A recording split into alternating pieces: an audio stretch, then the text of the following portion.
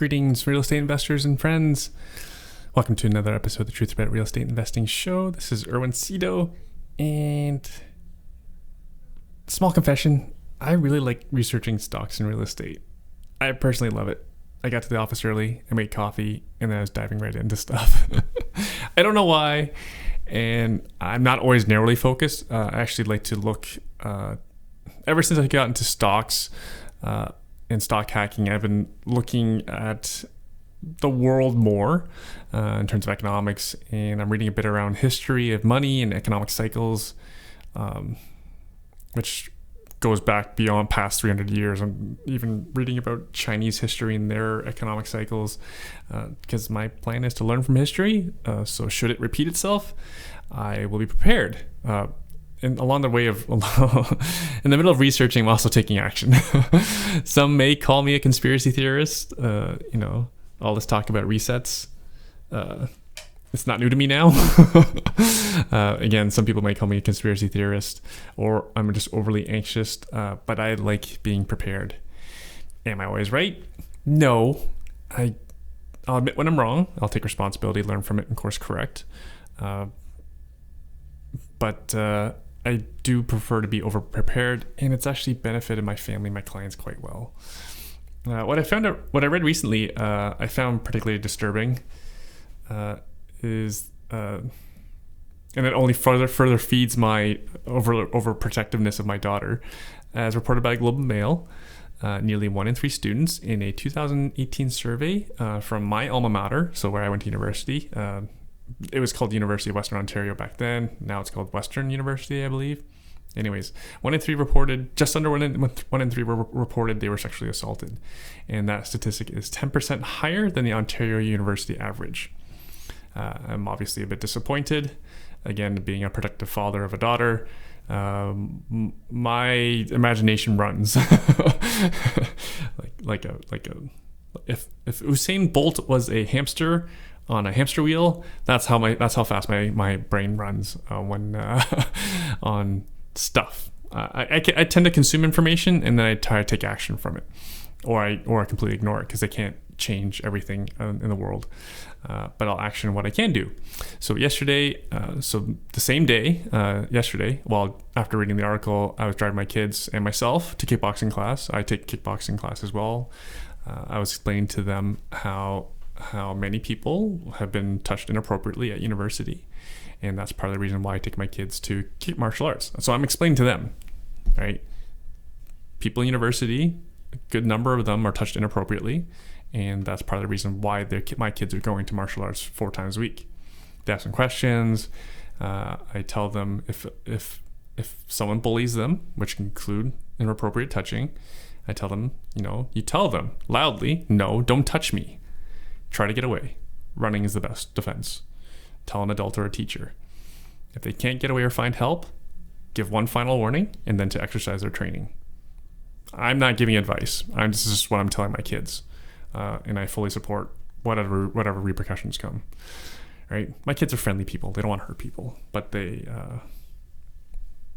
will have to defend themselves because I won't always be there. That's why they're doing all this training. There are other real problems in the world, including one's ability to retire. I was reading an article that was talking about CIBC. They just published and those survey results shared that 52% of Canadians are confident in their financial security to retire. Only 52%. Only half. Thankfully, so if that's a problem for any of you out there, thankfully that's our specialty here at iWin Real Estate. Thanks to the most recent run-up in prices, I've been having more and more conversations with our clients regarding their imminent retirement, or they've actually already retired, retiring from their day jobs. Some have already retired in the last 6 months, and I have a couple more coming this year. And you know what? Some of them took my advice. Some of them were planning to sell, and one of my clients actually nailed the timing perfectly based on our advice. Based on the readings that was available out there. My suggestion to her was to sell early in the year. If her plan was to sell in the next year or two, I told her you should sell early in 2022. She did, and then I texted her yesterday if she were to sell that same house today, that house be worth about $100,000 less. So my client pocketed an extra $100,000. She's of course very happy. So as to mention, so along that same line of thought, the market's currently dipping as expected, and the timing can be better for anyone who's looking to learn to invest in real estate or get started, or even just buy the dip. I'm no financial advisor, but I have dozens and dozens of clients who have increased their net worth by millions and millions of dollars buying, renovating, renting, and holding cash flowing real estate. And we're always looking for more hardworking Canadians to help.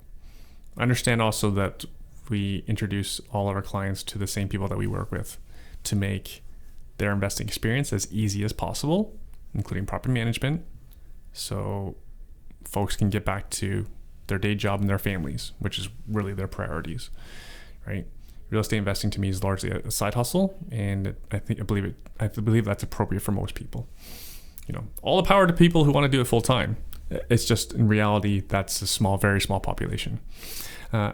So as such, we're back to in person for many of our networking and training opportunities, training events. Most are free, and those who subscribe to our email newsletter will be informed when registration is available, they tend to fill up quickly, especially for in person, right? So we can't have unlimited numbers like virtual. So to get on our email list, simply go to www.truthaboutrealestateinvesting.ca, fill in your name and email on the right side of the website, and you're good to go. Also, you'll find there on our website our show notes. So for example, if our guests, we have their contact information there, and you'll get them in your email as well once we have your email address. So please enjoy. On to this week's show. We have Ryan Poole back with us, who is not your average Florida realtor. He's got 24 years experience. He's on the show today to share his experience during the housing bubble crisis. Well, it wasn't a crisis at the time, when the prices just run up like crazy, and then the eventual financial credit crisis of 2008. So he shares his experience about the run-up and also during the crash, including when they were buying portfolios of distressed properties for cents on the dollar. Of course, I ask him does he see the same thing happening right now, and he'll share the answer to that. What he shares also what typical investments are for those, and also who are the Florida buyers beyond Canadians, which make up a certain percent of buyers in Florida. We actually aren't the majority. So Ryan actually shares his experience and the splits between who's buying in Florida. We talk about local amenities, weather, hurricane preparedness, foreign buyer financing. Can you tell I'm curious? That's why I'm asking all these questions. Yep, that's right. Oh yeah, and again, foreign buyer and financing. Ryan says he's got access to that. He can make introductions because now us Canadians, we've turned the tables. We are now the evil foreign buyers this time. Ha ha ha ha ha. As mentioned, Ryan is not your typical realtor. He's an owner of a tech startup as well called realtrade.io. That's the URL as well, realtrade.io, which is a marketplace for realtors and real estate. It's kind of like a combination of Facebook and Realtor MLS in one, but it's owned and operated by realtors, meant for realtors. So it's a lot more friendly that way. I'll let Ryan explain it. He'll explain it better than I will. Anyways, Ryan's a good guy, and I learned a ton about investing in Florida from a local 24-year veteran of real estate. I hope you enjoy it just as much as I did. Please enjoy the show.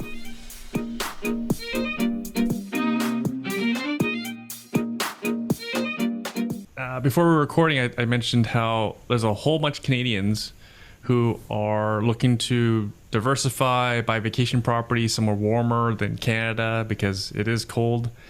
Even in whatever people say, it's colder than Florida. I don't think anyone can argue with me on that.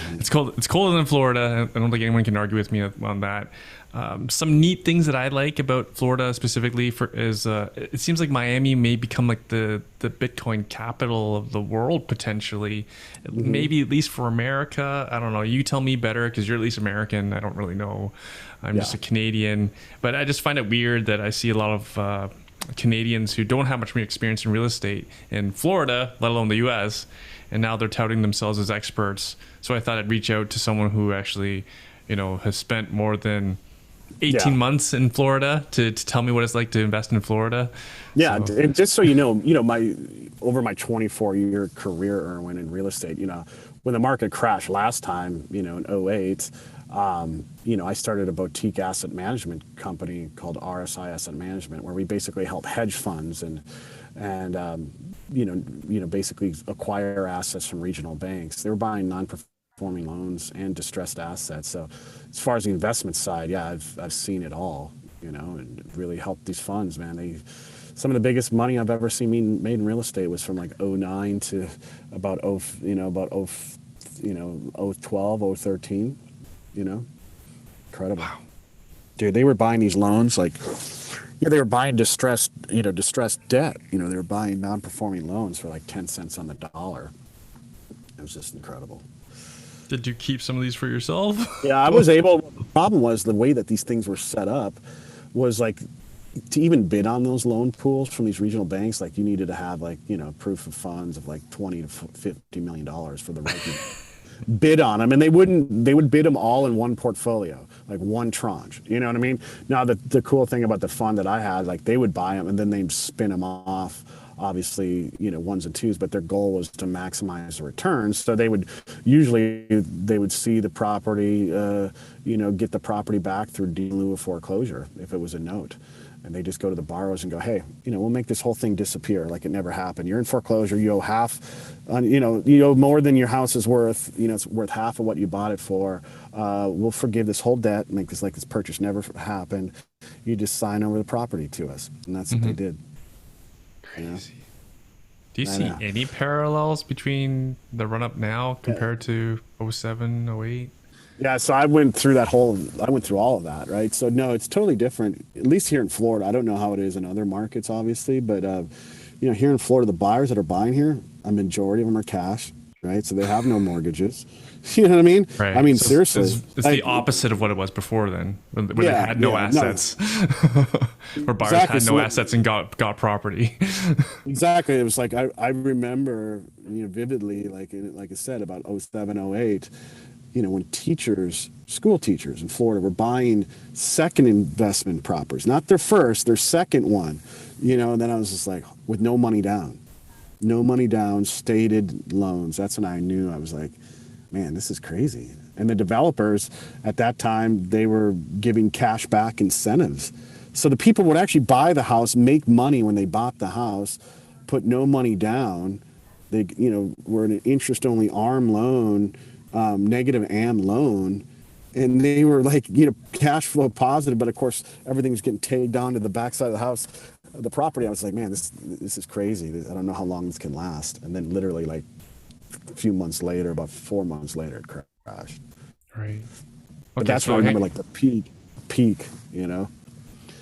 peak of the craziness is when the negative AM loan. Like, I think that was like literally like the crater, like, the grenade that, like just blew everything up. Sorry, can you explain negative AM loan? So basically, yeah, you're just paying, you're going negative every single month. So you're paying, it was set up a negative amortization loan that like you never paid, the principal got added, kept increasing over the length of the loan.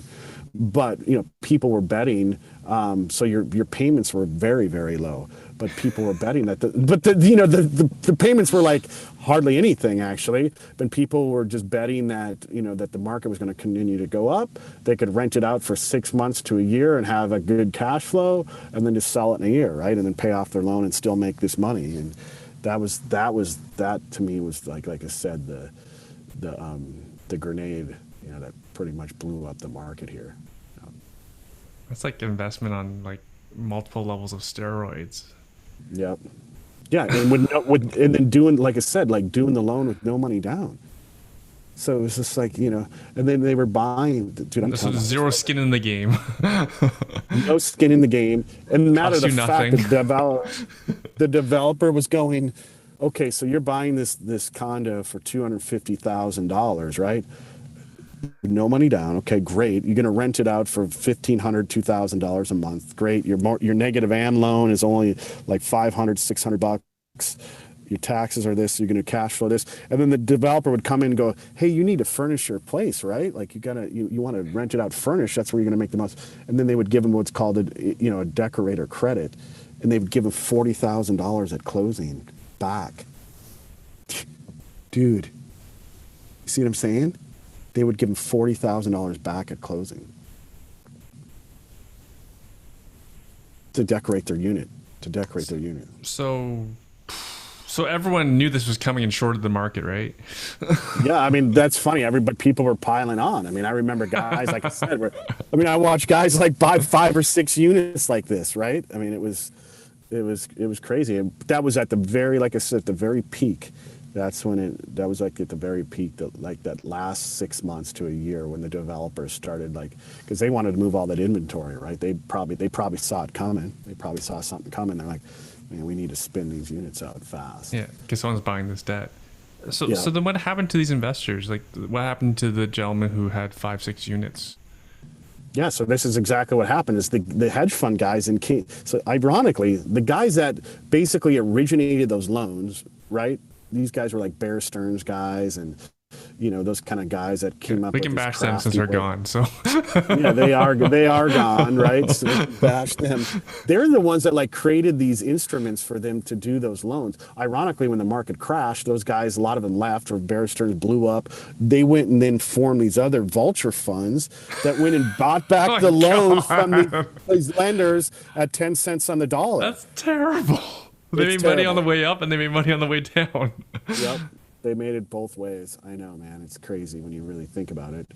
And yeah. They were probably planning it from the beginning. Well, maybe not right at the beginning, but I mean, it was like, yeah, no, believe me, I got to see the inner workings of real estate just through this whole process. So like, I'm trying to like learn from what I can here, but I have my own like reasons what I think the real estate market here is happening. And, obviously Florida's very hot. People want to move here, but there's inflation happening, which is getting pushed into assets too. Mm-hmm. And it's not so much like, the prices of real estate are going up so much too. It's like, well, the price of the US dollar, the value of the US dollar is coming down. You know what I mean? So that's happening too as well. But, I have some theories on that as well. And, with the interest rates and different things too. So Ryan, and some people don't understand what happened after, like, for example, so say someone had 5-6 properties, because, ignorant Canadian here, there's something about in the States you can just hand back your keys, or like the situation you gave, they just walked away from their property. Like, yep. How is their credit affected? Is like, what? See, that was the good thing is like this, the crazy thing is like all these units needed to get moved out, right? So that's why they got sold at 10 cents on the dollar to these hedge funds that were just buying up in huge bulk. And the hedge funds didn't want to foreclose on them. They didn't want to foreclose on the units because it costs more money than attorney's fees to foreclose on them. So this is how these units got worked through. Is they would go to the borrowers and just be like, listen, just sign over the property to us. You know what I mean? Just sign it over. We won't foreclose on you. You won't have any foreclosure on your record. You'll have no deficiency judgment. And this thing, literally, like this purchase didn't happen because, let's use that 250 condos. So the people, have 250, they're on the hook for 250,000. The condo is now worth $100,000. Well, the hedge funds bought that $250,000 loan for $25,000. So they're still they're tripling their money. They're like, they're tripling their money. So they're going, okay, just sign it over to us. Matter of fact, and this is literally what happened most deals, because I was doing this, was they would go to the borrower and go, okay, we're going to give you $5,000 for you to sign over the property and give you cash for keys. And they would give them $5,000. So the borrower now, they get $5,000. They hand over the property to the hedge fund. They have no foreclosure. Their credit's not crushed, and they made a mistake, right? And now the hedge funds now got the property now, so they paid 25 into it. Now they're into it for 30, right? Let's say it's worth 100. They would go in, put in some paint and carpet in the unit, right? Put it on the market for $100,000, and now they're, like I said, like tripling their money. Dude. Insane.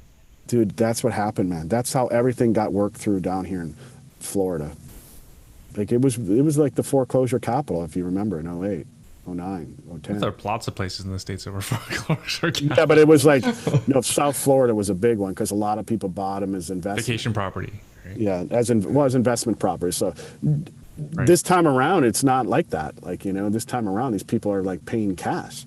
Who are these people? Are these Americans, these Canadians, these Mexicans? A lot of people from the Northeast. So you have a lot of people from New York, New Jersey, which, their real estate prices have done well. And they're just like, you're seeing this mass migration. They're going, okay, my house in New York's gone up in value, right? Now I have a house and, I'm sitting on $1 million in equity on this house in New Jersey. And, we want to move to Florida because now, Florida has no state income tax. There were some really big political reasons, obviously, with DeSantis, being never shutting down because of COVID, right? And all these things that were in place. And, so they're selling their real estate up there and buying it down here. Oh, they're moving. They're moving. They're moving their whole businesses down here. So just so you know, in the last 2 years, the amount of businesses that have moved to South Florida has never been higher. I mean, literally as I speak here, I'm looking over here at a Class A office building. Goldman Sachs just took a whole floor of it.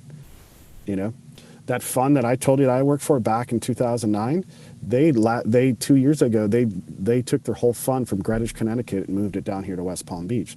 So you're having a lot of big, businesses now, headquarters in Florida, South Florida specifically. Why? Because we don't have any state income tax. The weather's nicer, right? And they're pro-business, right? It's a really pro-business state as far as, especially with, DeSantis and the political, arena down here. So they're just like, they see a lot less risk here. And I mean, just so you know, like I've had clients move down from the Northeast and they've told me like, Ryan, me headquartering my business here, now moving it to Florida, the money that I'm saving from my past state, let's say Connecticut or New Jersey, the income tax that I'm saving literally pays for my whole cost of living here in Florida. I'm like, what do you mean? They're like, yeah, the money I'm saving literally, like I'm living for free here in Florida. It's just like a no-brainer for them. Right. All these, but it's always been like that, though. Sorry, at least the tax environment's always been there. The tax environment's always been there, but I think there was this political, environment too that really accelerated it and just, opened the eyes to a lot of people. And just, just like anything else. Once, you're working at a company and you're seeing, the other company move to Florida and their employees are happier and they're making great money. And it's like, well, why am I sitting here up here in New Jersey paying these huge taxes? And doing that. So that I think was a big reason as well. I hope our government listens to this podcast and they understand what happens when you overburden businesses or worse, vilify them. That's what I mean. You look at like some of these people in New York, like we had so many people from New York City move down. And hey, another thing too that's really changed of like why these businesses should move to Florida is, say what you want, but COVID really accelerated, like we're doing now, the Zoom generation, right? Where you can work from anywhere, right? So if you're a business and most of your employees aren't coming to an office anyway, then like, why the heck would you have it headquartered in Jersey, or New York or wherever, where you're paying these taxes. So it's just like, it's this remote work culture is accelerated. And of course, all those remote workers that are sitting there all over the United States going, well, do I want to live in Wisconsin and work remotely, or should I live here in Florida where I could still buy a condo, for $300,000 and be less than a mile from the beach, and I could do my Zoom meetings in my condo a mile from the beach, and then I can go, bike to the beach or walk to the beach after my call, All right. So Ryan, you probably piqued a lot of people's interest. Tell us more about this $300,000 condo. It is, you guys. I mean, I'm still very, very bullish. Like I called this too. Like I really watched the single family home market like last year just really accelerate. I was watching the condo market. I'm like, wow, it's so undervalued. And it did. The condo market has gone up, but there's still, you can buy condos here, like I said, within a mile or two of the beach and still get a decent, condo for, $300,000, $400,000, $500,000. and have a place here in South Florida. You can rent it out. Some of these places down here that have helped with investors over the years, you can rent out monthly. So you could be down here for a couple months and rent it out the rest of the time. And okay, sorry. You still have the. Sorry, Ryan. Let me just pause you there. Let's restart the conversation. So we met a good friend of mine, a friend of yours too, introduced us. Because you helped him buy a Canadian, my friend Charles, a Canadian. Yep. You helped his family purchase property in Florida. So okay, let's start from the beginning. What do you tell? So when you talk to a Canadian, do they tell you where they should buy, or do you tell them like what are the good areas for Canadians to buy? Let's start there. I'm a very bullish on Southeast Florida. There's a lot of reasons, a number of different reasons why, I'm bullish. I'm really bullish on, Palm Beach County. Miami's a whole different world. I always tell people, think of Miami literally as a different state. It's almost a different country. It's a whole different animal down there. Fort Lauderdale. If you just spend a day there and versus like Fort Lauderdale, you don't, it's not the same place. It isn't. And then Fort Lauderdale is very busy, but then you have, beautiful West Palm Beach, which is, almost like, I compare it to like if Miami was New York City, Palm Beach, West Palm Beach is like the Greenwich, Connecticut, right? This is where all the wealth is, obviously Palm Beach Island, everybody knows that. That's where Donald Trump lives. And, 33% of the nation's wealth owns a piece of property there. But the cool thing is here, which is awesome about West Palm, and I think it's a great investment in Palm Beach County, is you now have the Bright Line, okay, which you can take to Miami, which is a high-speed train, less than an hour. Okay, you can be Miami. And number two, it's just not as populated. So you have, bigger yards, bigger condos, get more bang for your buck, if you will, on buying real estate here versus, Fort Lauderdale or Miami. Mm-hmm. There's just more space. You're not in a parking lot where everything's like super close. There's just more space, so you can actually, have a better quality of life in West Palm. Weather's the same in West Palm area as it is in Fort Lauderdale or Miami, and then it's just to me it's just a great environment. And the other big thing is I'm a big outdoorsman, as you know, everyone. Big fisherman.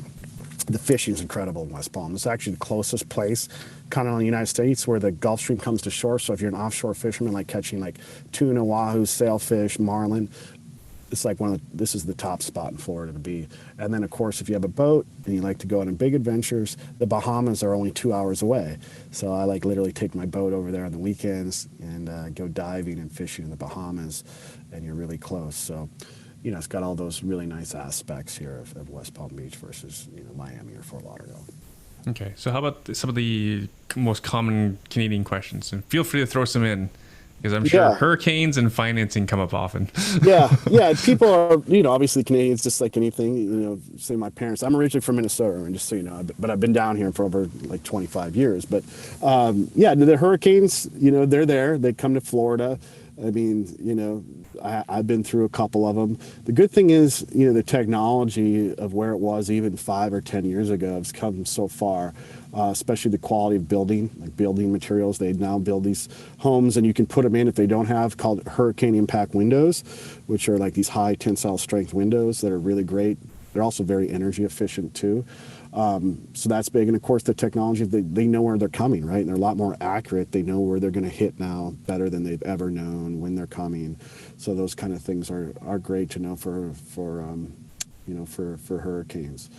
As far as like the financial aspect, the finances down here in Florida, I mean, it is, for some people it's a concern.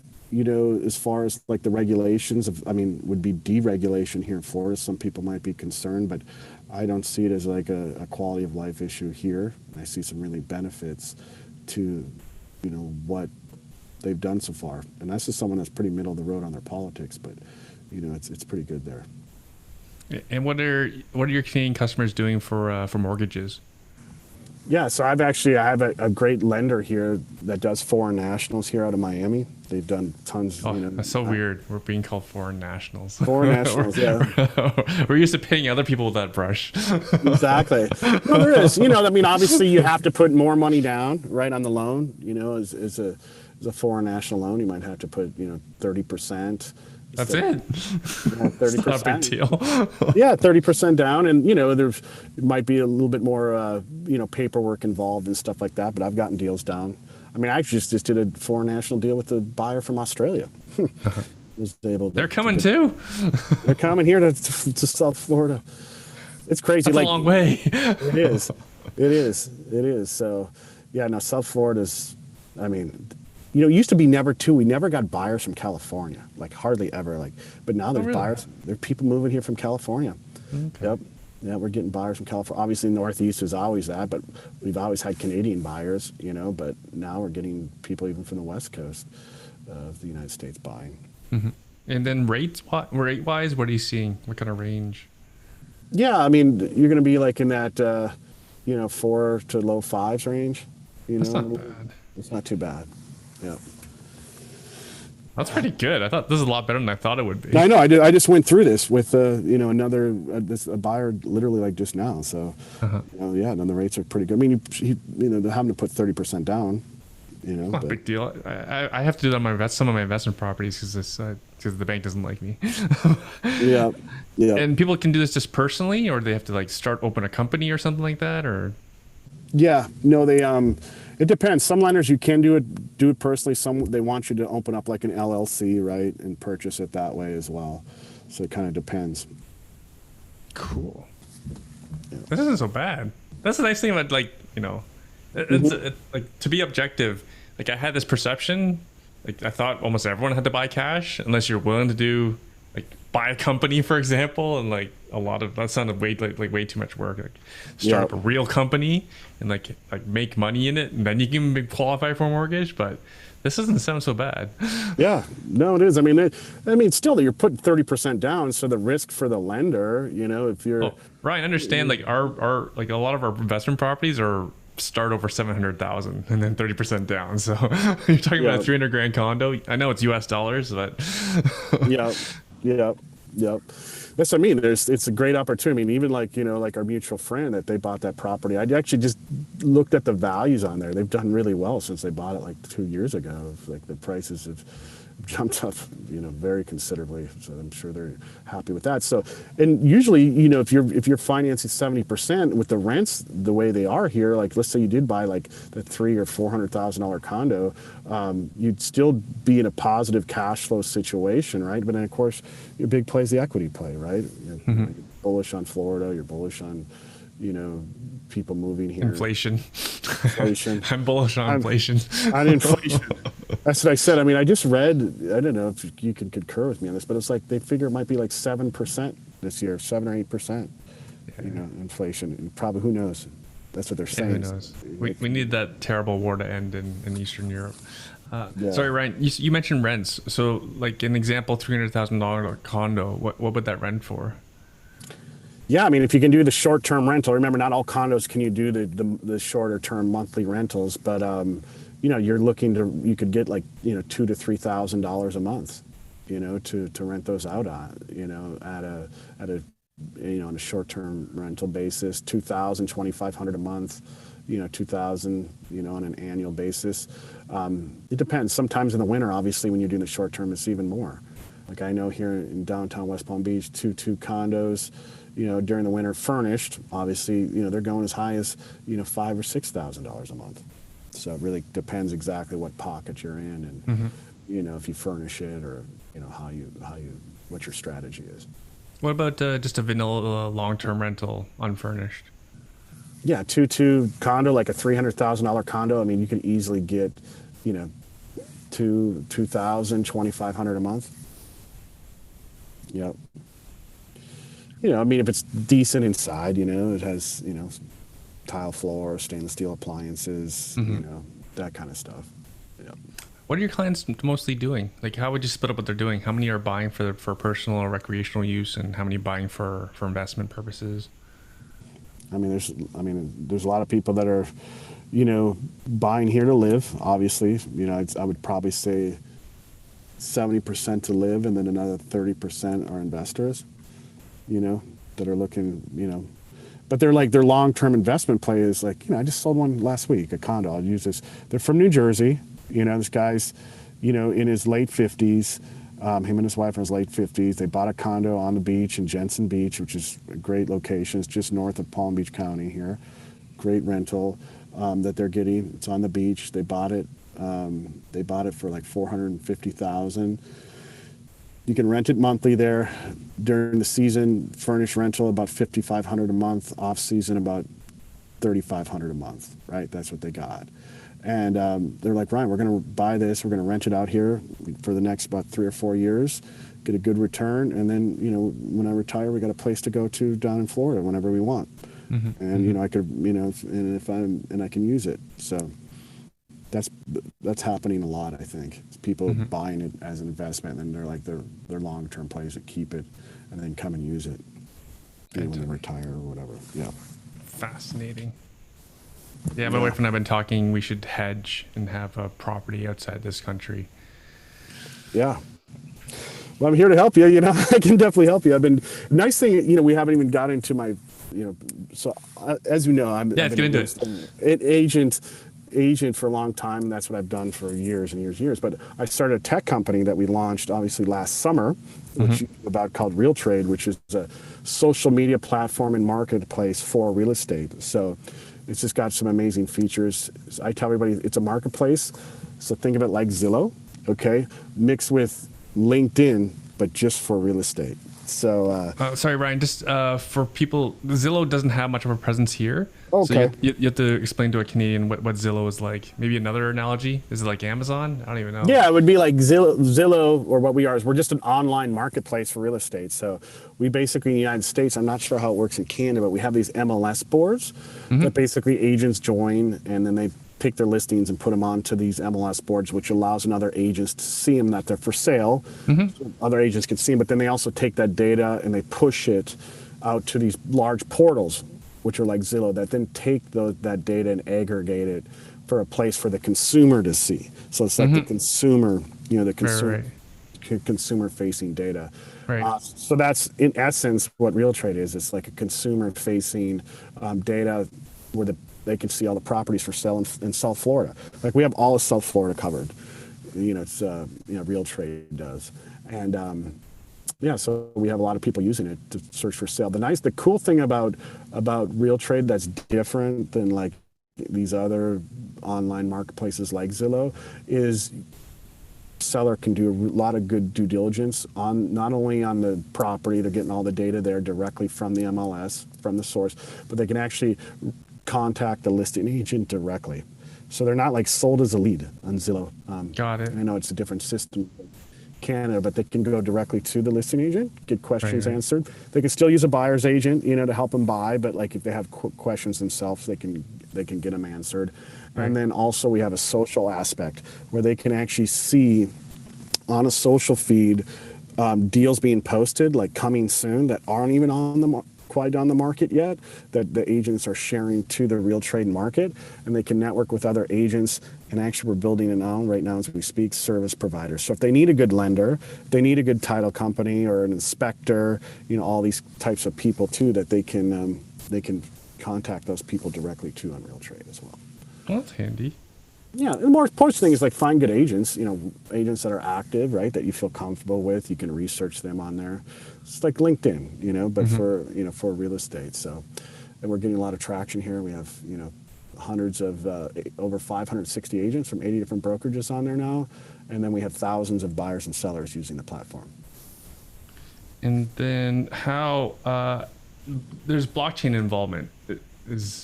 Well, here's what we have. So let me tell you, the blockchain, believe me, I'm very bullish on blockchain too. And I love talking about this. We have a point system. Before we had our own token on the 1.0 version, we took so far that lived on the blockchain. And now we have what's called a point system, where basically we track the agents if they add value to the Real Trade network, which is just posting their content, inviting referrals to the network, they gain points. The more points that they have, the more exposure they get on the platform. So we have like suggested pros, their properties go up into the, when people are searching for properties, their properties go higher up in the results, that kind of stuff. So, in the essence, blockchain, and what I really liked about it is the way that basically it's a decentralized system, that incentivizes the network as it grows, right, to run a transaction, right? That's a big thing about Bitcoin and a lot of others, Ethereum, these other things, is they have these miners that are getting rewarded for running the network, right, and doing these transactions. And we have similar to that too. We reward the network the more they help add value to the network and make it grow. I know some people's eyes glass over when they start hearing about blockchain and how everything works, but it's pretty exciting to me of like really the possibilities of it. For someone like I deal with an old city, so for example, if I need a document pulled on my property, someone literally has to go into like the bowels of the building and go pull a paper file. So no way! Wow. So people who don't know how it is, okay, maybe they would glaze over. For me, it's like, why are we there already? Why isn't this all digitally based? Yeah, exactly. No, it's true. So I'd be excited for any sort of advancement. I mean, Florida, like we have a good, system here, but I mean, just so you know, there's like a startup here, which I actually know the founder well, Talia, she started Proppy. And they just sold 2 properties here in South Florida on NFT tokens.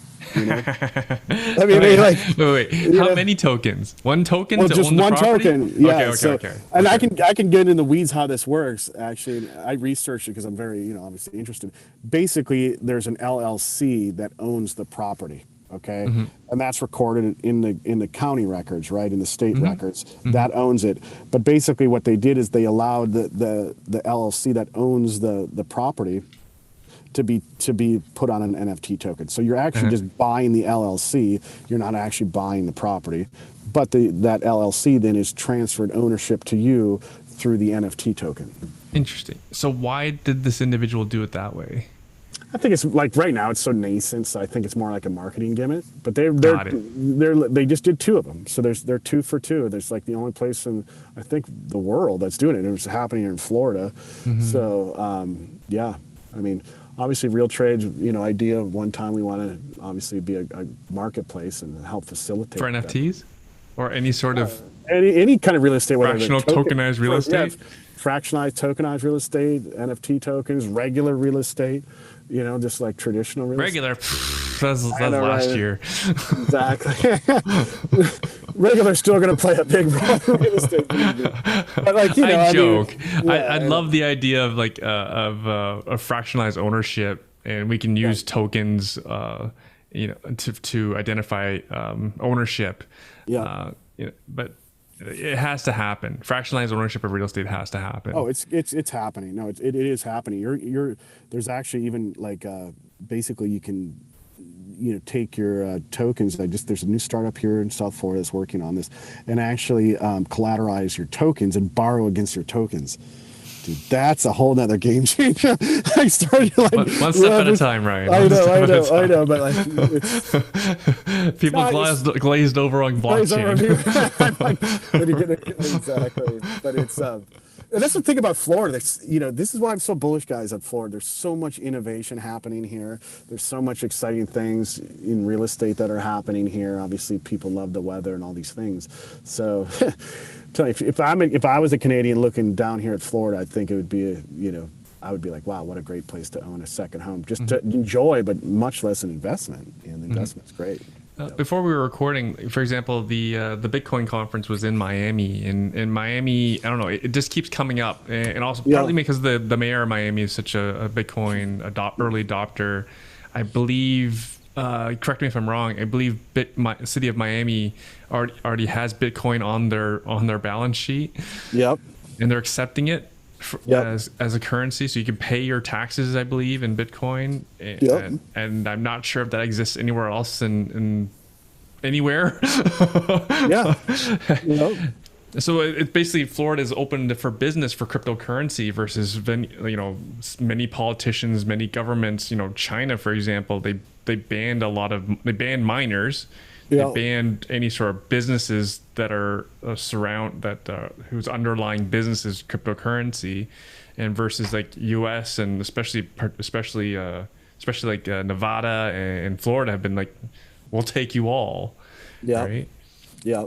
And so then, you tell me, because you're closer to this, and then even like Ray Dalio, for example, has said like the greatest threat to cryptocurrency is governments banning it.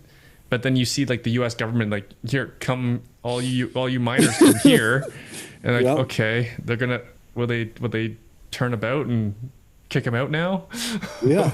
Well, that's what I mean. What'll happen? I mean, this is because it's the United States, right? So the states have some jurisdiction, right, of what we Yeah. can individually. So, if these other states or the U.S., says, oh, you can't do that, one state will pop up and go, yeah, you can, right? And then Right. everybody will just gravitate towards that Yeah. state.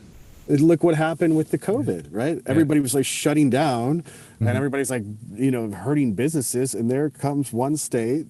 Which Yeah. got to give it to DeSantis. He put himself on the line and bucked the trend. But look what a difference it made down here in Florida. I mean, there was this huge discovery of all these businesses now just flocking, and it's just like a faucet, right, of people wanting to come down here. So I think the same thing. Point being, the same thing would happen if the government shut down Bitcoin. There would be a couple states that'd be like, no. Florida's very pro crypto. Same with Wyoming. If you do some look into Wyoming, they're very pro crypto too. That's fascinating, because there's a couple of precedents come to mind. Like for example, cannabis is legal in several states, but federally it's not legal. And unions, for example, you have certain states in the U.S. where unions are not legal. Yep. You may not open a union in certain states. Hence, that's where businesses tend to flock. Exactly. Right. And I don't know if Canadians, and again, no politician listens to this podcast, but that's a reality.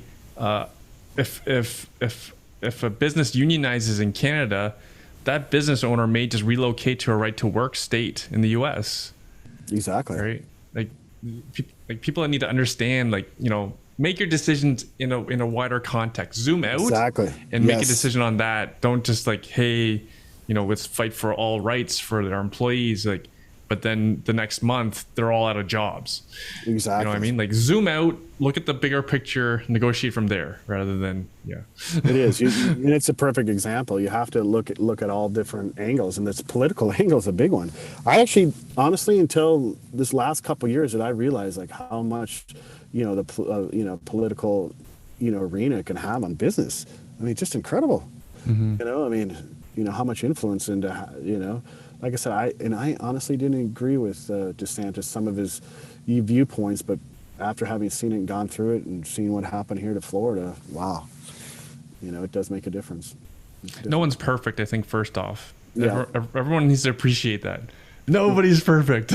Nobody gets it 100% right. I know, but I'm a big believer. Let the market, let the free market dictate as much as we can. Discovery of what works and what doesn't work. Right. Mm-hmm. As long as you're not stifling the free market and let businesses, these solutions will come into play. Like I said, that's why I think I'm just so big on Florida. We're big on free market here. We're big on innovation. We're some good things. I mean, I have a tech company. I'm headquartered in Florida. I went through this accelerator. Literally, the whole reason my business got built is I went through this accelerator that literally is funded by the city of West Palm Beach. They're a big sponsor for 1909, which is this accelerator incubator here, which allows me as an entrepreneur to come in here and have really affordable space, right, to be an entrepreneur and not have to rent real expensive office space. And it's things like that. That's what I'm trying to tell people. It's things like that. That's where people could, it makes a big difference. And it's a big problem here in Canada. Is our real estate's way too expensive. We're just going to scare away investment. Yeah. We're just and people just think investment means dollars. No, we'll scare away people. They can't afford to live here. Yep. Right? Those entrepreneurs are so important because they're the ones that are going to be starting new businesses, fresh businesses coming from different angles. There's so many crypto businesses down here, Aaron, that are starting that are so exciting. I had a 1.0 version, like I said, but I'm looking at all these other ones. I mean, it's just, it's incredible of what's happening. It just takes one or two, that could be the next Microsoft or the next, Apple or whoever it is, I mean, that's what's exciting. Yeah. Mm-hmm. Yep. And then, okay, I don't know what other details. What else do the Canadians ask you when they first get in touch with you? What else? What am I missing? What else do they ask you? Yeah, I mean, they want to, a lot of them want to, like, especially they want to come here and use it. They want to know, is it safe in Florida? What's the crime like? What's the crime like? Okay. That's another What is the thing. crime like?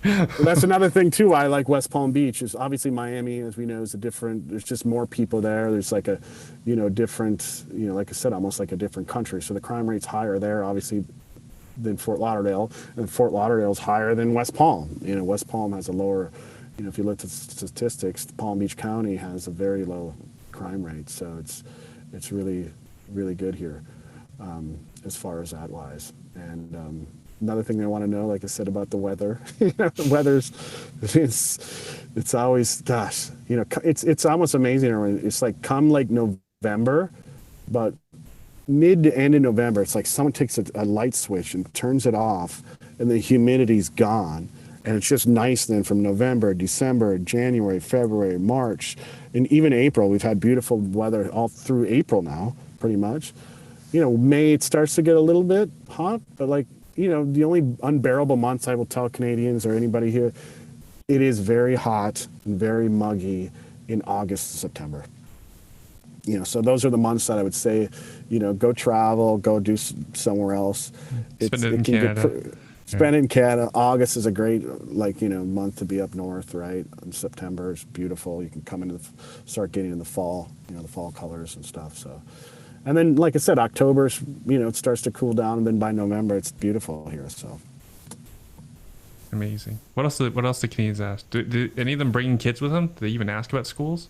Yeah, well, I mean, that's another thing too. Palm Beach County has incredible schools here. Like, we have some of the best rated schools of anywhere in the state, both private and public. We have really good schools here on the side. There's a lot of activities here. Like I said, I mean, they all like, well, Ryan, what about the golf? Tell me about the golf. And I'd be like, okay, do you know where Tiger Woods lives? You ever heard of Jack? Yeah. Where does he live? Right here in Palm Beach County, up in Jupiter. You might have heard of a golfer called Jack Nicklaus. Lives in North Palm Beach, right? There's actually more PGA golfers living here in Palm Beach County than anywhere else in the United States. Is the golf affordable? Yeah, that's the thing too. There's so many courses here. There's tons of courses here.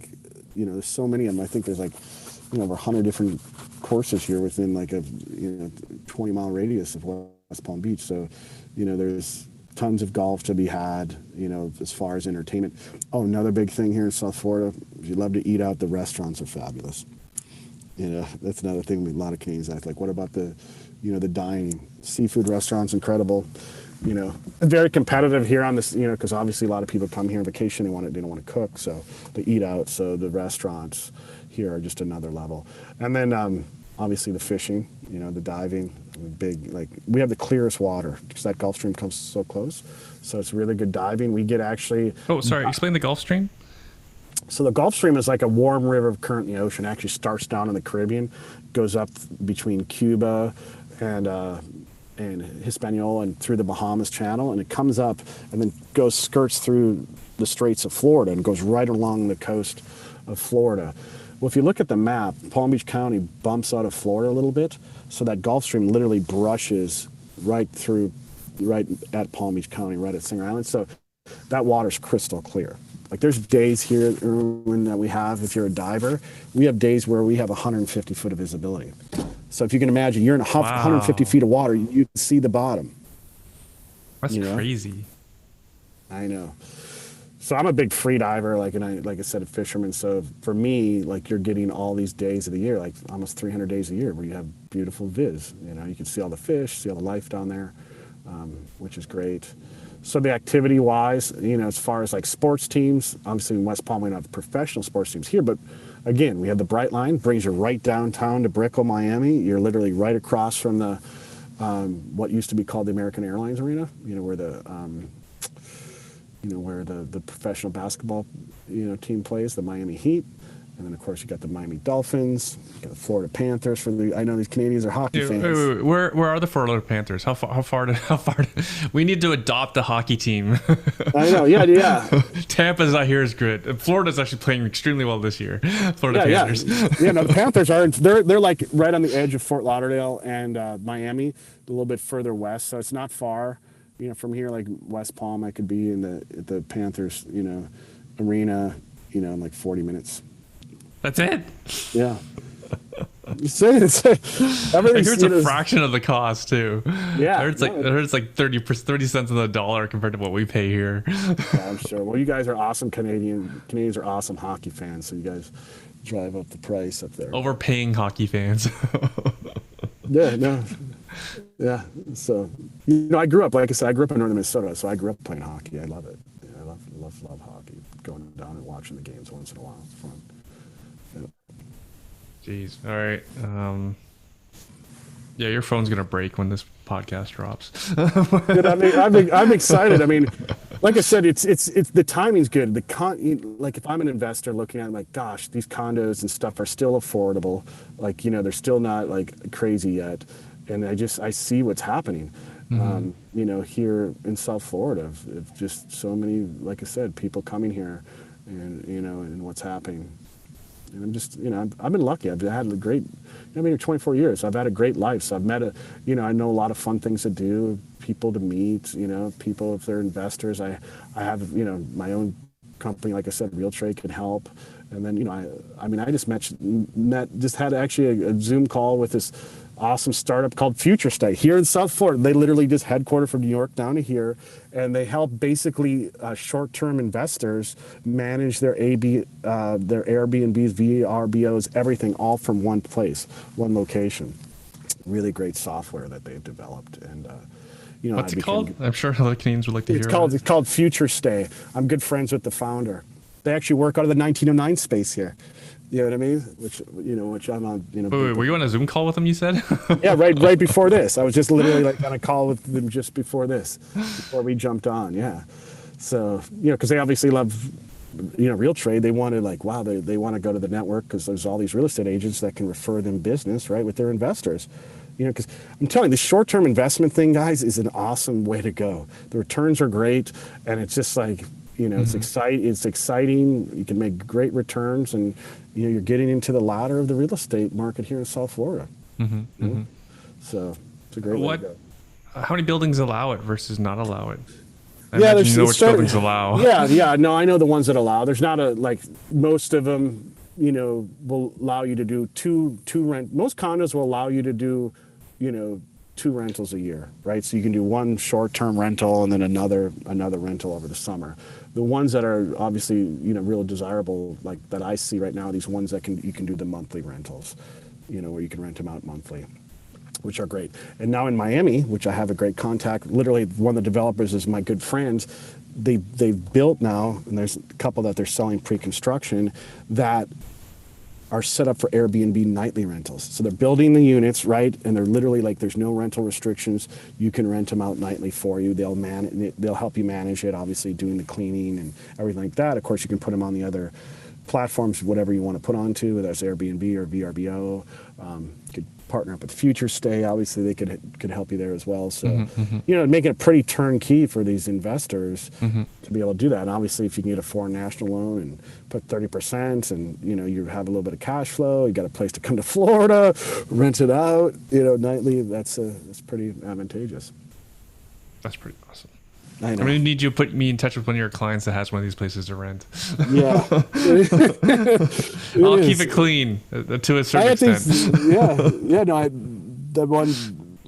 Most of them they get rented out like that, but that one client that just bought that one in Vero, he's just getting ready to put it on the market, so there will be some time there for that one. He just closed on it last week. So one of the challenges of short-term rentals is if it's easier if you live there. Imagine all your investors are not local at all.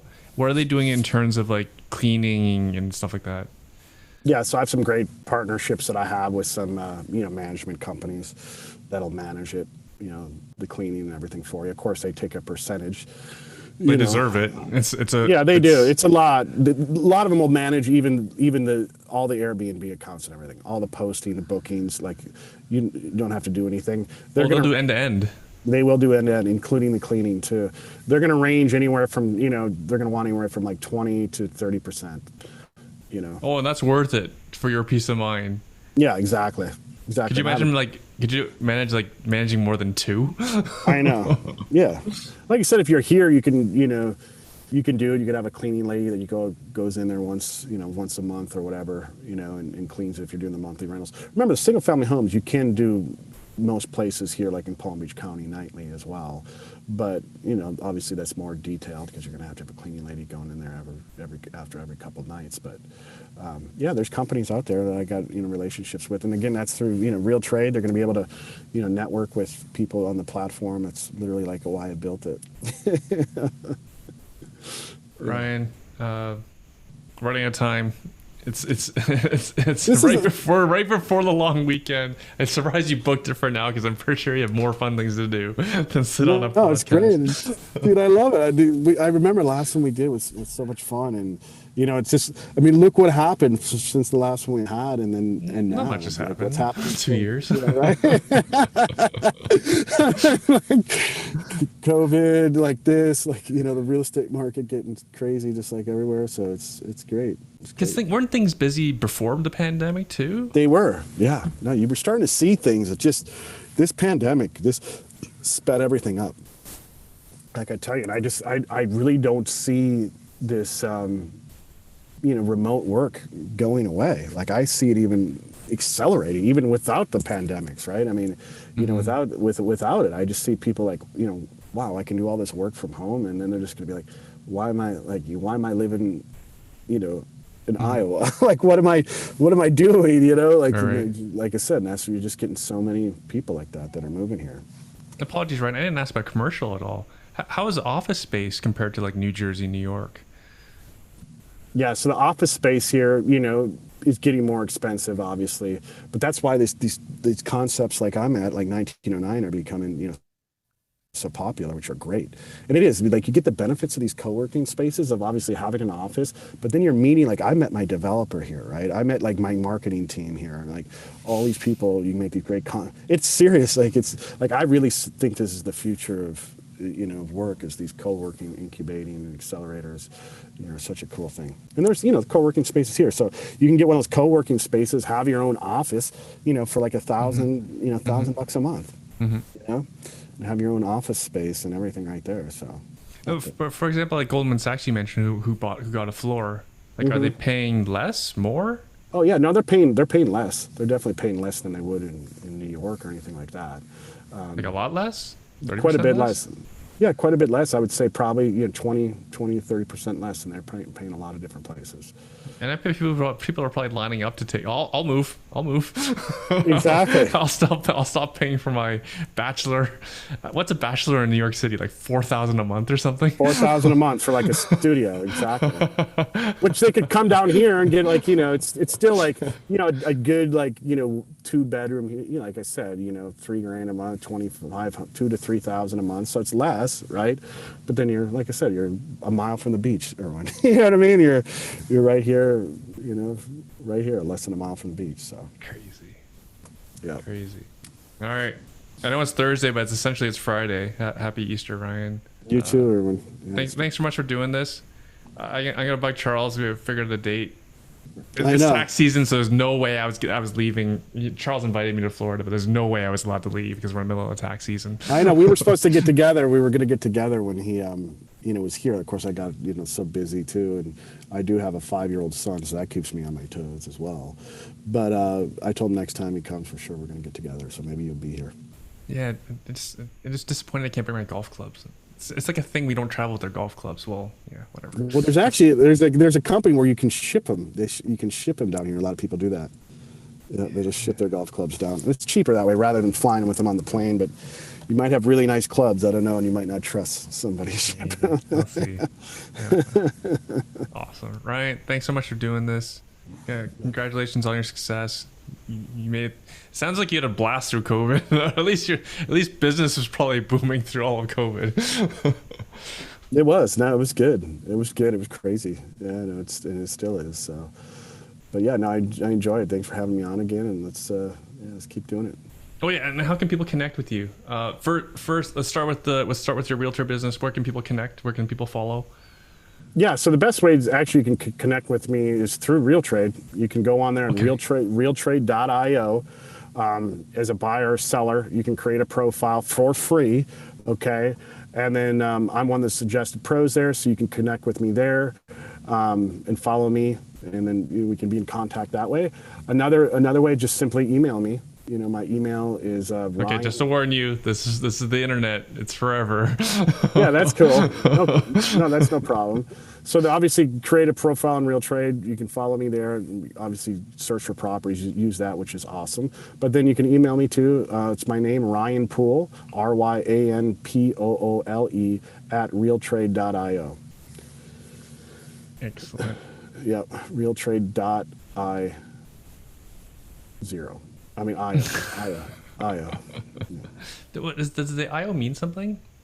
Yeah, that's like a real blockchain tech forward, URL. Yeah, URL. It actually means Indian Ocean, but a lot of the developers, blockchain guys, said input output, which is like a big developer, kind of a nerdy URL. So there's actually a lot of startups use that. Got it. Cool. I might use it for something. Yeah. Figure that out. Learn something new every day. Ryan, this has been a blast. Information overload for the good. Fantastic. I love the whole foreign national mortgages, and congrats on our success. Thanks again for doing this. Yep, we'll hope to see you down here soon in Florida, Erwin. Yeah, I gotta make my way over. I know. Come down. You might not want to leave. Just warning you. Thank you for listening. If you want to learn how to invest in real estate from scratch, my team teaches beginners how to use the #1 investment strategy in a virtual free training class every month. Go to investortraining.ca/podcast to register for our next class. I publish an episode here every week, so subscribe if you want to keep learning from seasoned investors like myself and my guests. Again, if you're ready to learn the nitty-gritty about real estate investing, register for our next free virtual training class at investortraining.ca/podcast. Again, thanks for listening to the show. Talk to you next week.